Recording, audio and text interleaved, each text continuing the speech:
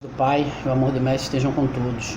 Dando continuidade aqui ao livro de Romanos, Paulo acaba de falar sobre o que há de vir é muito maior do que qualquer coisa humana que conhecemos, qualquer glória terrena, né? E aqui ele vai continuar mais ou menos com o mesmo assunto. Ele está no verso 36. Por amor de ti, somos entregues à morte todo dia, somos reputados como ovelhas para o matador. Ele faz uma citação aqui de Salmos. Há muito tempo ele não estava fazendo citação da Escritura, mas é provável que aqui ele tenha citado já porque vem coisa a mais para frente, ou porque ele está há muito tempo sem mostrar conhecimento da Escritura. Mas vamos lá. 37. Mas em todas as coisas somos mais que vencedores, porque ele nos amou. Porque estou certo de que nem a morte, nem a vida, nem os anjos, nem principados, nem potestades, nem o presente, nem o porvir, nem altura, nem profundidade, nem alguma outra criatura poderá nos separar do amor do Pai que está no Messias, nosso Salvador. Nada. Ele fala que nada pode nos condenar, né? No Messias eu digo a verdade, não minto, dando-me testemunho à minha consciência pelo Espírito da verdade, que tenho grande tristeza e contínua dor no meu coração, porque eu mesmo poderia desejar ser anátema, maldição pelo Messias, por amor dos meus irmãos, que são meus parentes segundo a carne, são da nacionalidade dele e tal, e ele conseguiu, olha só como é engraçado, Paulo conseguiu novos parentes agora, não segundo a carne. Lembra quando o mestre fala, meus irmãos, minha mãe e meus irmãos são aqueles que fazem a vontade do meu Pai? É o que está acontecendo com Paulo aqui. Paulo vai conhecer parentes agora segundo o Espírito e não mais segundo a carne. 4. Que são israelitas, dos quais é a adoção de filhos. Nota, ele vai tocar de novo, tem um vídeo para trás, acho que é o último vídeo, a adoção de filhos. Por esse motivo ele usou aquele termo lá, adoção de filhos, o qual eu refutei. Eu falei que eu não me sinto como adotado, mas sim como filho legítimo pelo Espírito.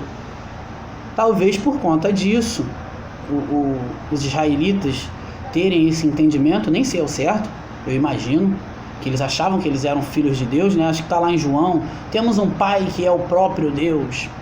Balela, mas... E a glória, e as alianças, e a lei, e o culto, e as promessas, dos quais são os pais, e dos quais é o Messias, segundo a carne, o qual é sobre todos, o Pai bendito eternamente, assim seja. 6. Não que a palavra do Pai haja faltado, porque nem todos os que são de Israel são israelitas. Aqui ele começa a levantar uma situação para quem está lendo compreender, olha, no nosso meio, nem todos eram do Pai, hein? Paulo era muito sábio, cara, muito, muito, muito. Ele começa aqui a mostrar pro povo que, ó, no nosso meio tinham pessoas falsas, que não honravam o Pai.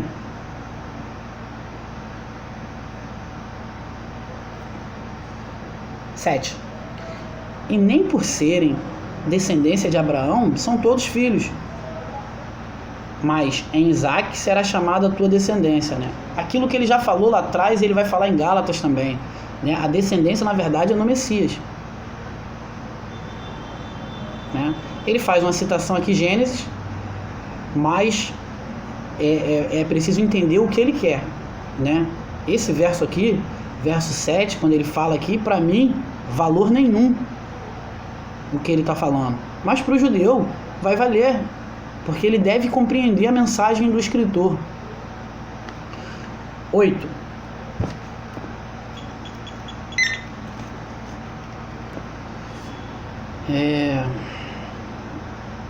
Aí ele... 8. Isto é, não são os filhos da carne que são filhos do Pai, mas os filhos da promessa são contados como descendência. Ele poderia falar, são os filhos do Espírito. Porque a palavra da promessa é esta: por este tempo virei e Sara terá um filho. Ele vai fazer quase a mesma coisa que ele fez em Gálatas lá.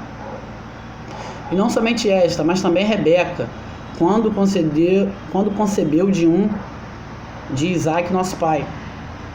Porque não tendo eles ainda nascido, nem tendo feito bem ou mal, para qual propósito o pai, segundo a eleição, ficasse firme, não por causa das obras, mas por aquele que chama, aquele que chama, né? Aquele a quem o pai chamou, foi-lhe dito a ela: o maior servirá ao menor, como está escrito: amei a Jacó, odiei Esaú. Que diremos, pois? A injustiça da parte do pai? De maneira nenhuma. Eu vou parar por aqui, para não pegar muita coisa. Claro que eu poderia citar Moisés aqui, mas é fundamental entender o porquê que ele está falando isso, né?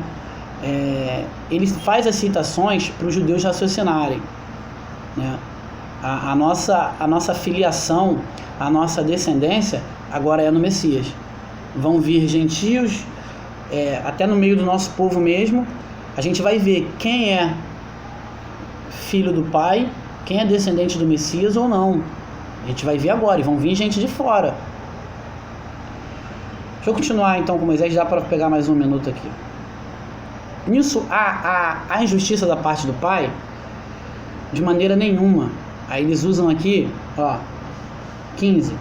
Pois diz a Moisés: compadecer-me-ei de quem compadecer, e terei misericórdia de quem eu tiver misericórdia. Ele cita lá a escritura mais uma vez. Aí 16, assim pois isto não depende de quem quer nem de quem corre, mas do pai que se compadece. Olha, nota que eu lendo assim, né, sem entendimento do que ele está falando, é o pai que escolhe, tá tudo certo, mas não é assim, não é dessa forma.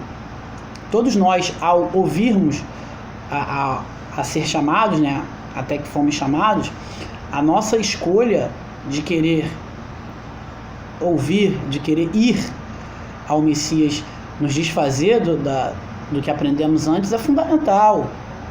Do contrário, eu creria nisso aqui, que está escrito de forma física, sem entender o que o escritor está querendo dizer. Isso aqui, para mim, se eu pegar isso aqui e falar é uma verdade, isso aqui é absoluta, eu nego o Pai revelado pelo Messias.